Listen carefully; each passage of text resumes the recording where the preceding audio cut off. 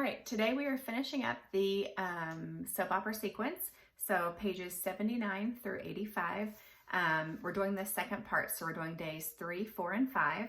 And day 3, to me, it kind of like you build, and then day 3, the epiphany is like that, the climax, and then you kind of like start taking them down, is how I picture it.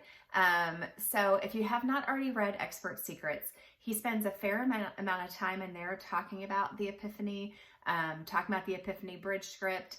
That is something that I follow when I am sharing my story. So it's really important to check that out. He talks a lot more about it there than he does in here. But that is the purpose of day 3, is you're trying to, he shows this, I think, just in Expert Secrets, but you're trying to bridge them from where they are now to where you want them to go. So what you're going to do is go back in time to where you used to feel like they feel now, and you're going to help show them the way. You're leading them across the bridge as you share your epiphany from how you got from where they're struggling now to where they want to be. So that's the purpose of day 3. And again, I just took his his script and followed it, made it my own, but kind of followed the basic outline of it. Day 4, you're sharing more benefits now that you've kind of got them hooked in with the epiphany and showing them that your way is the way to get where they want to go. Then you're going to even throw in more benefits on top of what they're already going to be excited about if you do it well, sharing the epiphany that you have experienced. And then day 5 is super important and something that I, without Russell's help, would forget, but you need to have a call to action. You need to have some urgency. If you just put things out there like, hey, do this anytime, people will tend to just put it off because people are overwhelmed.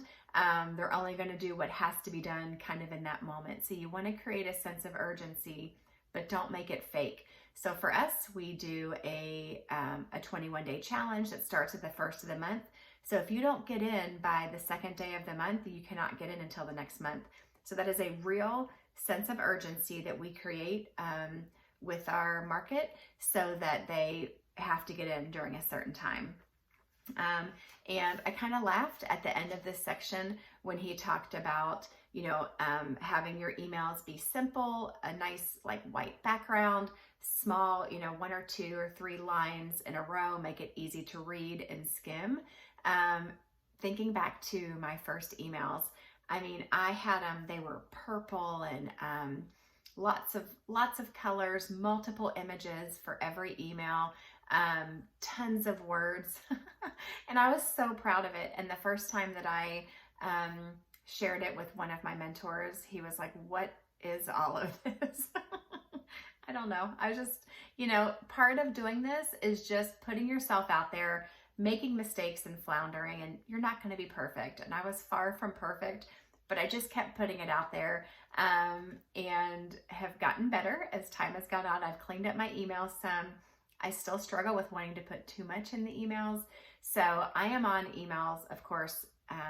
I am on Russell's email list, and I've actually gotten on several other high marketers list so that I can watch them and learn from them. Instead of doing what makes sense to me, which is purple and colors and pictures and all the things that I had, I am learning from what they do. They are way more successful at this than I am, so it doesn't matter what makes sense in my mind. So every time I get one of Russell's emails, I am like dissecting it and watching what he is doing so that I can do my best to replicate it. And I'm sure in a year I'll look back at what I'm doing now and laugh at it, but it's all just part of the journey. You just have to keep putting yourself out there, keep being a student of marketing, and grow and get better all the time. But it's much better to take imperfect action than to take no action at all.